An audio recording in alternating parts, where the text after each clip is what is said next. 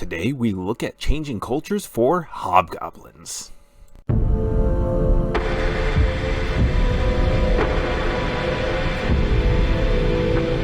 Hello everyone, and welcome back down here to the Gamer's Den with me, your host, Jordan, your master of lore and storyteller extraordinaire. And today, for the Storyteller's Guide, we are going to talk about changing up evil races, or at least your classically evil depicted races, and how exactly we go about switching those up. And today we're going to focus on Hobgoblins. And I've got a couple ideas in regards to that, but before we get into what those ideas are, if you're new here to the channel, then go on down there and hit that subscribe button and become a regular member here at the Gamer's Den.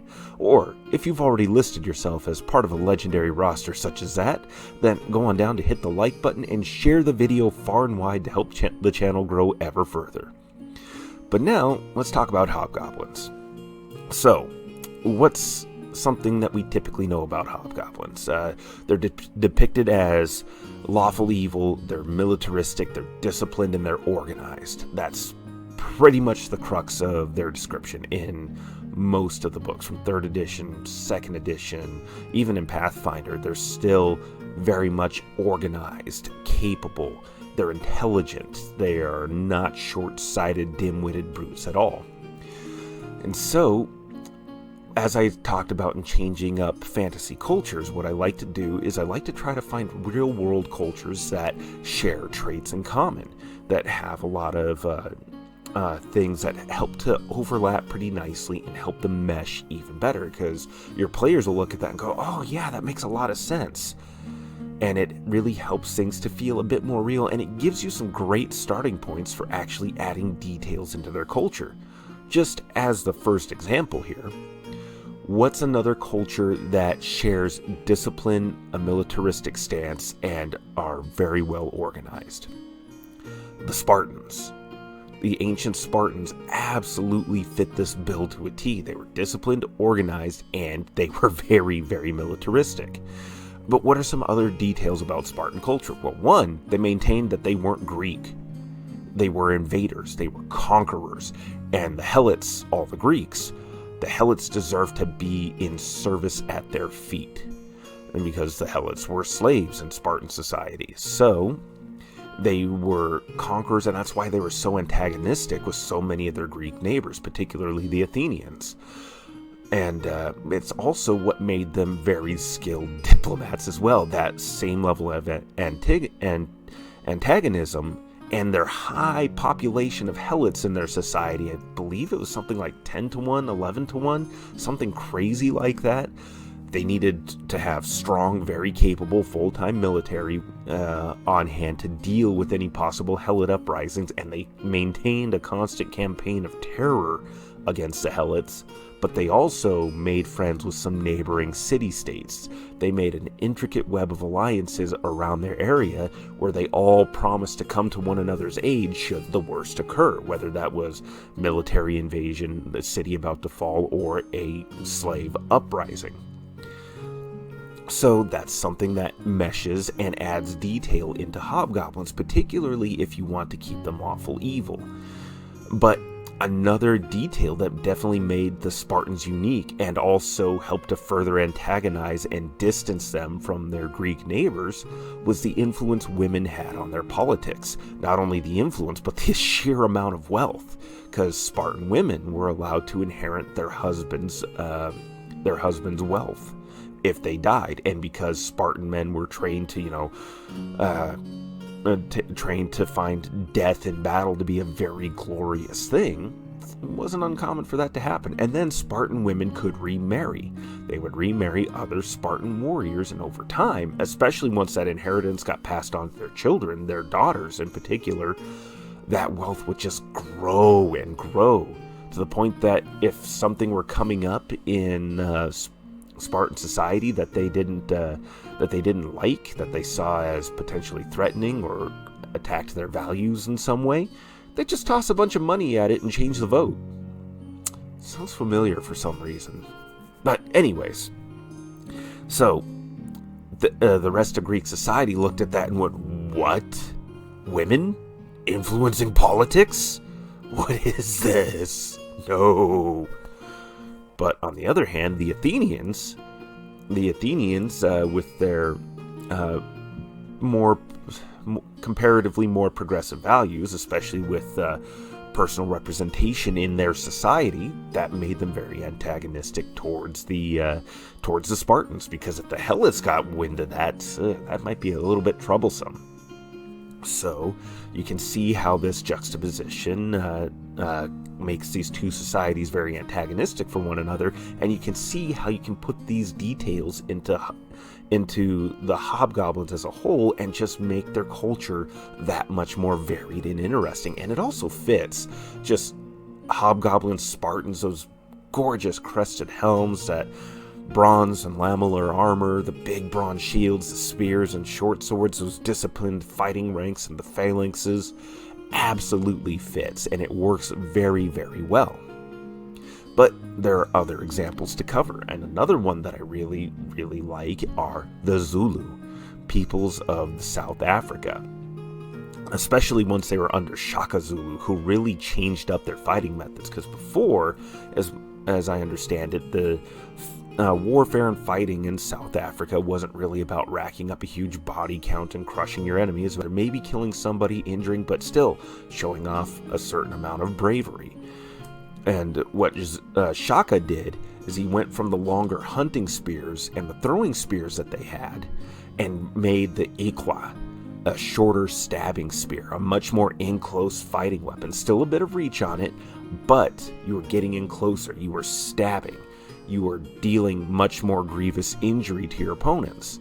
And with the bull's horn formations, where you have the head in the center and then the horns on the sides that come around, they were able to better flank their opponents, pin them in place with the head, and the horns come around and attack the sides.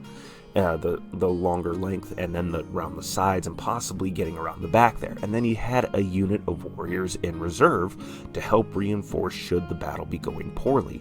This was a big change up and a little bit antithetical for warfare at the time, but it was effective. It was massively effective and allowed the Zulu to really expand their empire. Shaka also did away with the original induction ceremonies that the Zulu had for men, or for boys becoming men and becoming warriors. The process for that was just done away with entirely and exchanged for a more of an enrollment kind of system, where every boy that hit a certain age became a man, and then they could become warriors. So this increased the numbers of warriors that they could field at any given time by quite a lot. And to accommodate this, the traditional lodges that they had for housing warriors became structured more like barracks and became larger versions. So that way they could field larger numbers of warriors, support, maintain, and house larger numbers of warriors. It really did a lot to alter things for Zulu society. It put more of an emphasis on their military. And doing this just really allowed the Zulu to support the expansion of that same empire that I mentioned earlier. But not only were they incredibly gifted warriors, they were also able to integrate the lands that they took control of, and they also had a fairly impressive agricultural system. And they were adaptable too, because when different colonizers came in, the Dutch and then eventually the British, they brought crops with them, and the Zulu adopted these crops pretty quickly, and they grew fairly quickly as well, to the point that they were taking the excess and selling it to these different miners, these different settlers, because they were better adapted to living in the area. They knew farming techniques suited to the region, and they were able to quickly adopt and adapt the farming techniques for the different crops brought in by these foreign settlers, and they were ready, willing, and able to profit off of this, and they were capable of doing so pretty well, enough that it kind of helped to bring things to more of a head between the Dutch and then eventually the English settlers there. It ties into a lot of South Africa's very bloody and very unfortunate history. The Mufakane, I'm probably pronouncing that wrong, I apologize. The British dissolution of the Zulu Empire, the conflict between the British and the Zulu. I mean, the Zulu managed to deal some pretty devastating blows to the British and embarrassed a lot of powerful people, and it caused the British to put more muscle and more firepower into what they were doing. So that just should tell you a lot about how capable the Zulu were, given that they were able to beat the British during this age of imperialism where firepower was really reigning supreme in a lot of ways. And the Zulu overcame that several times. And yeah, just again, that meshes pretty well. A very hardened militaristic society, but there's still more to it than that, especially with that agricultural bent to it. They were absolutely a very brilliant and very capable people. And that meshes very nicely. The last example is just something that I've done with my own homebrew setting for Pathfinder. A high fantasy setting, very steampunk, so I kind of set them in the age of imperialism. They are modeled somewhat after Napoleon's army, the French army at the time. And they, you have hobgoblin musketeers and grenadiers and these very powerful, capable fighters, and they have the best firearms in the setting. And so hobgoblin sharpshooters are very much in high demand, and they will sell their services to other nations. Partly because of the destabilizing effect it has and opens things up and allows them to start moving units into other areas, but they also make a good amount of money on it, and those units come back with some valuable fighting experience and insight into what's happening in other militaries and other nations. So it's a very intelligent and clever way of going about things. It's a good level of statecraft there. Now, are they lawful evil? No, I've made them lawful neutral in this setting. They are disciplined and organized. They don't do this out of any malice. They do this because, well, they've seen what happens to a lot of other nations, and they have other peoples that don't fall in line or don't maintain a strong military base, so they do so on their own. Does this mean they engage in a little bit of border war skirmishing and raids? Yes. But they do so as much to keep their nation and their people safe as they do to keep their military strong and bring in more funds. They have other means of generating funds, specifically their artifice when it comes to firearms manufacture, researching gunpowder technologies, and advancing all of these different things. They have smart, intelligent people working on these things, and they've created a way for their everyday musketeers and frontline soldiers to destroy their firearms should they risk falling capture into enemy hands. They don't want that to happen because they don't want anybody else catching up with them too fast. They'll sell their older technology, sure, but again, that's another reason why they go out and gather intelligence in the way that they do. They see, they're learning, they're advancing. We need to keep learning and advancing too, so they keep driving their society forward. It's primarily on a militaristic means, but with a steampunk setting, there is that implicit industrial age nature to everything, and a little bit of an age of imperialism, so that all needs to kind of come together and keep happening for them to maintain a good footing with these other nations. So by interjecting different aspects of society, by building on and creating different aspects to a particular group's society, to their culture, you can really do a lot to change them, even if you don't necessarily change the alignment, like if you were to go with hobgoblins being Spartans. Not that I want to say that Spartans were wholly and totally evil, it's just some of the structural components to their society, they definitely were not good things.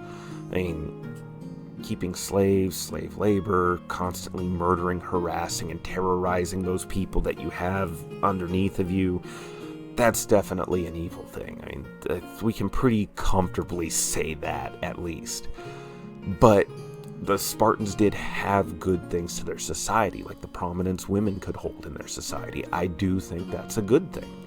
And so by adding something like that in, you add nuance into their culture and society. Even if they're still lawful evil as a whole, based on the structures of their society, you can still find something good within it. You can still respect the discipline and the prowess of the Spartans and still apply that to the Hobgoblins, because there is something respectable to all of that.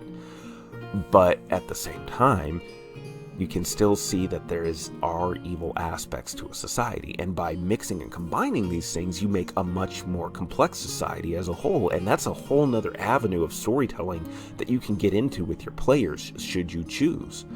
Or if we go over to the Zulu weren't evil, they just had a very great amount of discipline. Shaka might have lost his mind, particularly after his mother died, but Shaka still invigorated his people and still helped to build them up into a very powerful society, a fairly dominant force in South Africa.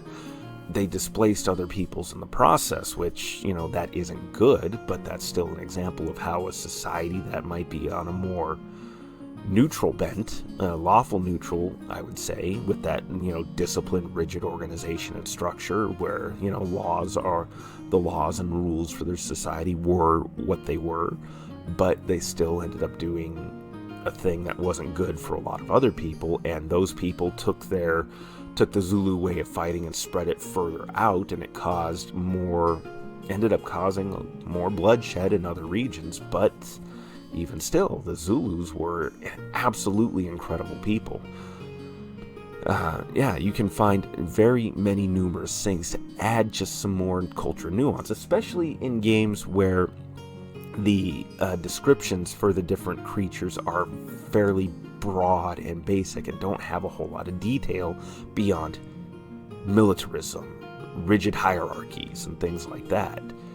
So, I guess what I'm getting at is, take a little bit of time, find things that overlap from our world that really work well in these fantasy worlds we build, and then mesh them together. Use that overlap to your advantage to help interject yet more things into these different cultures, because at some point, presumably your players are going to be interacting with them, and if they're interacting with them, it's good to have more than just, evil, creature in the way.